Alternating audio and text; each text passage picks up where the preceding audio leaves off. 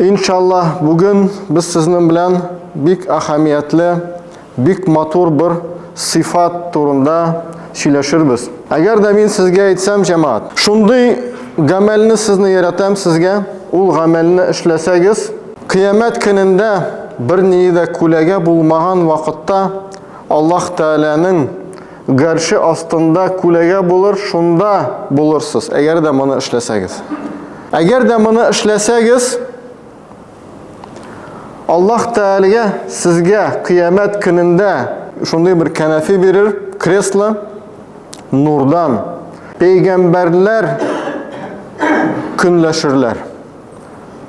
Şul kadar zor ayber. Eğer de siz bunu jirine jitkirip 100% işlesegiz, 100% Allah Teala sizni yaratacak. Allah Teala sizni yaratsa başka bir narsa da gerek değil.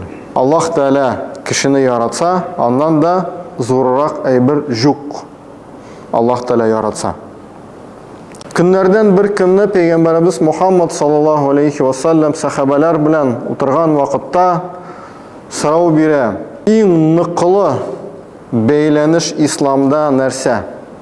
Yani İslam dininde en nıklı, en kerekli, en ışanışlı beyleniş nerse o? Sahabeler ayteler namaz. Peygamberimiz sallallahu aleyhi ve sellem ayta namaz yaxşı, lakin bu tugul. Al ise zekat diye, zekat. Zekat zor beyleniş mi, değil mi? Cemiyetini beyli. Allah Teala'nın kişini Allah Teala bilen beyli. Zekat diye al ise. Peygamberimiz sallallahu aleyhi ve sellem ayta zekat yaxşı, lakin ul tugul. Al ise Ramazan ayında uraza tutu diye. Dediler. Ramazan ayında uraza tutu zor. Hayırlı, lakin ansı tugul. Al ise haş. Haş yaxşı. Haçda bulan kişiler bileler. Haş yok. Lakin haş tugul. Alsa cihad diler. Cihad. Peygamber sallallahu aleyhi ve sellem cihad yaxşı, lakin cihad tugul. Allah için yaratu hem Allah için düşmanlaşudur. Allah için yaratu kişilerini bir-birsin Allah için. Ne için yaratasın? İslam için yaratam. Müslüman bulgan için yaratam. Bu kişi Müslüman tugul, kafir, İslam dininden kılatıran kişi, demek men onu yaratmayım. Buna bulay bulsa, bu namazdan, urazadan, zekattan, hacdan, cihaddan da zorrak ayber bulup çığa. Bütünüz bilesiz, Umeyr bin Vahb isimli kişini, sahaba, bilesiz. Kureyşlerinin diversant bula, spetsnaz. Kureyşlerinin diversantı, spetsnazı, şul hatta Badr savaşında big zor ölüş kirte, Badr savaşında yani Kureyşler yanında bula, hem onun malayı asirlikке elege, hem bular Safvan bin Umeyye bilen birge oturalar Ka'batullah yanında. Nedensin? Badr'dansın. Badr'da bilemiz değil mi? Bular oturup söyleşerler, bilemiz Safvan'ın etisini otururlar da. Umeyye'ni, Bilal radıyallahu anh'ın hocası Umeyye, onun malayı Safvan, şuşu Safvan bilen Umeyr bin Vahb ikevle oturalar Ka'batullah yanında oturalar. Hem bularını bütünüsün, Badr buldu, bulay buldu, Abu Cehil'ini oturdular, bulay buldu, bütün mesela şöyle oturalar da Umeyr bin Vahb ayta, eğer de benim borçlar bulmasaydı diye, men borçların tülere kerek. Hem eğer de benim bağlar bulmasaydı, men barıp şuşu Muhammed'ni ağulanğan pişak bilen qadap otururım diye. Mana şulay işler idim. Hem bu vakitte Safvan bin Umeyye ayta, senin borçlarını men tüleyim diyeyim. Özüme alam, senin bağların benim bağlar derecesinde bulur. Nişik özümün bağlarımı qarayım, şulay yok senikilerini de qarayacakmın diye. Hem şuşa Umeyr bin Vahb kılıç көтеріп, ağulap kite Medine'ge Peygamberimiz sallallahu aleyhi ve sellem yanına keledi. Hem Medine'ye kirgeç bunu tanıyorlar bitinde Müslümanlar. Sen nerse mende işleysin deyip Gumar radıyallahu anh sikirip bunun yanına keledi. Tuta sen nerse kerek mende Allah'ın düşmanı nege kildin? Bu ayta mena Muhammed kerek onun bilen söyleşu var dedi. Һәм Гумар радиаллаху анх шушы Умар бин Вахбны киеменнән тотып алып килә Пәйгамбәрбез саллаллаһу алейһи ва саллям янына, сорый башта рөхсәтен, ярыймы? Пәйгамбәрбез саллаллаһу алейһи ва саллям әйтә: "Ярый, җибәр аны", ди. "Җибәр, тотма, җибәр". Гумар радиаллаху белә инде кем икәнлеген, диверсант, спецназ, җибәрсә нәрсә була белә. Ну, Пәйгамбәрбез саллаллаһу алейһи ва саллям әйткәч, җибәрә. Җибәрә дә һәм Умар бин Вахб әйтә, исәнләшә үзенчә, Пәйгамбәрбез саллаллаһу алейһи ва саллям әйтә, безнең үзебезнең исәнләшү бар, ассаламу алейкум, ягъни сезгә иминлек булсын, тынычлык булсын, Аллаһның иминлеге булсын, без шулай исәнләшәбез, ди. Нигә килдең, ди? Умар бин Вахб әйтә, мин, ди, үземнең малаемны сездән алырга телим, акча алып килдем, үзенең планы беләбез. Агуланган пычак белән якынрак килеп кадарга Пәйгамбәрбез саллаллаһу алейһи ва саллямны. Һәм Пәйгамбәрбез саллаллаһу алейһи ва саллям әйтә, "Юк", ди. Син, ди, Сафван бин Умайя белән бергә Кәгъбәтулла янында утырадыр инде, ди. Һәм сезнең арагызда шундый сөйләшү булды. Син монда килдең мине үтерергә. Һәм Умайр бин Вахб нәрсә? Валлаһи, ди. Без анда икәү генә идек. Башка беркем дә юк иде. Сиңа моны хәбәр иткән зат, ди, әлбәттә Аллаһ, ди. Моны беркем дә белмидер, бездән икебездән башка. Димәк, син шин пәйгамбәр, ашһаду алла илаха иллаллаһ ва ашһаду аннака расулуллаһ. Һәм шаһадат китерәм, син пәйгамбәр. Иман китерә. Шундук 2 минут элек нигә килгән иде? Пычагында нәрсә иде? Ниятләре нинди иде? 2 минуттан соң мусульман булды. Шин хакыйкый мусульман булды. Һәм Пәйгамбәрбез Мухаммад саллаллаһу алейһи ва саллям әйтә, сахабаларга үзегезнең кардәшегезне динегезгә өйрәтегез, ди. Бу сезнең кардәшегез хәзер. Динегезгә өйрәтегез. Гумар радиаллаһу анх бу тарихны сөйләгәч әйтә, без Пәйгамбәрбез саллаллаһу алейһи ва саллям янына кергәндә, мин шушы Умайрны тоткан вакытта миңа аның йөзеннән, аның йөзе дуңгыз йөзеннән дә кабахатрак иде. Күз алдына китерегез, әйме? Сахабалар, Пәйгамбәрбез саллаллаһу алейһи ва саллям янында тора торган Абу Бакрлар, Гумарлар, Мусгаб бин Умайрлар, башкалар. Һәм бу килде, нинди җирәнгеш кеше килде, әлбәттә. Гумар радиаллаһу әйтә, минем кергәндә, ди, аның йөзе дуңгыз йөзеннән шушкадан да кабахатрак иде. Ләкин чыккан вакытта мин аны яратадыр идем. Нәрсә үзгәрде? Гумар радиаллаһу анх ишендә нәрсә үзгәрде? Ни өчен ул аны ярата башлады? Бер генә үзгәрде. Шулаймы? Теге каршыда тора торган кешенең иманы үзгәрде. Иманлы булды, мусульман булды. Һәм шуның белән Гумар радиаллаһу анхуның җөрәгендә мәхәббәт уянды. Менә нәрсә үзгәрде? Ягъни шушы була Аллаһ өчен ярату. Ягъни башка бер нәрсә дә кирәк түгел. Ягъни аның шөһрәте дә кирәк түгел, аның акчалысы да кирәк түгел, аның файдасы да кирәк түгел. Ул аңа туганмы, юкмы, мөһим түгел. Бер генә үзгәрде. Ул мусульман булды. Һәм шуның белән Гумар радиаллаһу анх аны ярата башлады. Менә шушы була Аллаһ өчен ярату. Аллаһ өчен ярату җәмәгать безнең динебезнең нигезе. Аллаһ субханаһу ва тааля безгә безне сурәтли. Ягъни сахабаларны сурәтли. Ләкин безнең турында әйтә. Без сезнең белән монда утырабыз.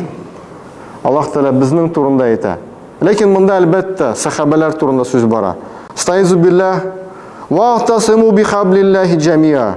Аллаһның җибенә битенегез тотыныгыз, бергәләп тотыныгыз. Вала тафаррaqu, һәм аерылмагыз. Фиркаларга, секталарга, ниндидер группировкаларга аерылмагыз, ди. Вала тафаррaqu вазкуру ниъматаллахи алейкум. Һәм сезгә Аллаһның ниғмәтен, Аллаһның бүләген искә төшерегез. Нинди бүләк? Ин кунтум аъдаа, сез бит бер-берегезгә душман идегез. Ягъни сахабалар бер-берсен ашарга әзер булганнар. Аус белән Хазрачлар, Мәдинәлеләр, әйме, Мәдинәдә яши торган кешеләр, бер-берсен ашарга, бер-берсен үтергә әзер булганнар. Аннан соң барысы да ансар булдылар. Сез ди бер-берегезгә душман идегез, фааллафа байна кулубикум. һәм Аллаһ Тәала сезнең күңелләрегезне бәйләп куйды. Фаасбахтум бинигъматиллахи ихвана. Һәм сез Аллаһның нигъмәте белән кардәш булдыгыз. Намаз укый башладыгызмы диде Аллаһ Тәала. Аллаһның рәхмәте белән. Хаҗга бардыгызмы диде. Сез Аллаһның рәхмәте белән кардәшкә әйләндегез. Аллаһ Тәаланың исламның нәтиҗәсе буларак сезгә сез кардәш булдыгыз. Бер-берегезне ярата башладыгыз. Җәмәгать, безнең ислам динебез шушы, әгәр дә беренче хадисне алсак, әгәр дә аннан Аллаһ өчен ярату, мусульман булган өчен яратуны алсак, Пәйгамбәр саллаллаху алейхи ва саллям әйтте, намаз яхшы, ләкин ул түгел. Хаҗ яхшы, ләкин ул түгел. Закат яхшы, ләкин ул түгел. Ураза яхшы, ләкин ул түгел. Джихад яхшы, ләкин ул да түгел. Ягъни булар бөтенесе таш була, кирпич, таралып тора торган кирпич була. Бу исламның бинасы булмый берничектә. Исламның бинасы булсын өчен арасында менә шушы кардәшлек булырга тиеш. Мусульманнар бер-берсен яратырга тиешләр. Бер сәбәп белән генә, бер сәбәп, бер генә сәбәп. Ул аннан миңа нидер файда килә. Ул миңа машинаны рәтләп куя. Ул миңа тегесе белән танышырга ярдәм итә. Ул миңа кайдыр барырга ярдәм итә. Түгел. Ул минем кардәшем, ягъни туганым, ул минем фәләнем түгел. Ул мусульман. Битте. Ягъни шунда нокта куела. Ул мусульман, нокта. Димәк, мин аны яратам. Ничек Гумар радиллаһу анһ Умар бин Вахбны ярата башлады, без дә шулай бер-беребезне яратырга тиешбез. Шуның белән җәмәгать безнең ислам уммәсе нык була. Хәзер нигә килгәндә? Һәрберебез аерым уммәт турында әйттем. Аерым һәрберебез Пәйгамбәрбез Мухаммад саллаллаһу алейхи ва саллям әйткән, кыямәт көнендә бер нинди дә күләгә булмаган вакытта Аллаһ Тәала әйтәчәк, кая тегеләр бер-берсен минем өчен яратканнары, ягъни бер-берсен мусульман булган өчен яратканнары кая алар дип чакырыр да һәм үзенең күләгәсенә куер. Икенче хадиста Пәйгамбәрбез саллаллаһу алейхи ва саллям әйтә, кыямәт көнендә шушы бер-берсен ярата торган кешеләр ислам өчен, Аллаһ өчен бер-берсен ярата торган кешеләргә Аллаһ субхана ва тааля нурдан минбәрләр ясар. Минбәр утыра торган җирләр ясар, шул кадәр матур булыр ди. Пәйгамбәрләр һәм шаһидләр аларга көнләшерләр. Бер-беребезне, мин Сабирҗан абый, Ринат абый илләрне бер-беребезне әгәр дә Аллаһ өчен генә яратсак, башка ният булмаса, Аллаһ Тәала шушындый урындыклар бирә безгә кыямәт көнендә. Һәм тагын да зуррак Аллаһның вәгъдәсе бар. Бер тарихны сөйлим. Пәйгамбәр саллаллаһу алейхи ва саллям хадисләрендә әйтә, бер кеше китте үзенең кардәшен зиярат итәргә күрше авылга. Барган вакытта Аллаһ субхана ва тааля аның юлына бер фәрештәне чыгара. Бу фәрештә аны күрә дә сорый, син кая барасың? Мин ди барам фәлән авылга, анда минем кардәшем бар, шуны зиярат итәргә барам, күрешергә барам. Бу фәрештә сорый, син ул сиңа берәр нәрсә бирәме әллә? Берәр нинди хаҗәтең бармы анда? Берәр нинди файда аласыңмы? Тегесе әйтә, бу хадистан укыйм. Юк ди, бары тик мин аны Аллаһ өчен яратам. Һәм бу фәрештә, кишер сурәтендә булган фәрештә әйтә, мин сиңа Аллаһның илчесе, Аллаһтан килдем. Аллаһ Тәала сине сөендерә. Ничек син Аллаһ өчен бу кешене яратасың, Аллаһ Тәала сине дә шулай ярата. Шушындый зур дәрәҗә җәмәгать, шушындый зур дәрәҗә. Ягъни кайбер шакта biz уйлыйбыз, үзебезнең намазларыбызга ышанабыз, хаҗларыбызга, закатларыбызга, садакаларга ышанабыз.